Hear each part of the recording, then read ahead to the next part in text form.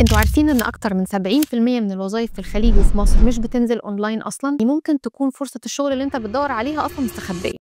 معناه ان في حاجه اسمها hidden job market، لما الشركات بتنزل اعلانات عن الوظائف اللي هي عايزاها داخليا يا اما عن طريق شبكه المعارف اللي موجوده جوه الشركه. ليه شركات بتعمل كده؟ ممكن يكون لسبب من الاسباب الثلاثه دول. اول حاجه بتوفر فلوس الاعلان او الوقت اللي هينزل فيه الاعلان وهدور فيه عن وظيفه. السبب الثاني ممكن جدا يكون الشركه بتعمل اكسبانشن او بتعمل ريستراكشرنج، وبالتالي مش عايزه ده يتم اعلانه خارجيا للكومبيتيتورز، فعايزه تحافظ على السريه للوظائف او الاكسبانشن او التغيير اللي هي بتعمله داخليا. السبب الثالث الشركات تبقى عايزه تضمن مرشحين بجوده عاليه من ترشيحات الموظفين الموجودين داخليا، وما تدخلش بقى في صراع الفتره الطويله اللي بنقضيها في الانترفيو تحديد اذا كان الشخص ده مناسب ولا لا. طب انا كشخص بدور على وظيفه، ازاي اقدر اوصل للهيدن جوبس اللي احنا بنقول عليها؟ هقول لكم على شويه حاجات تعملوها هتساعدكم كتير جدا ان انتوا تقدروا توصلوا للوظائف دي. اول حاجه النتوركينج.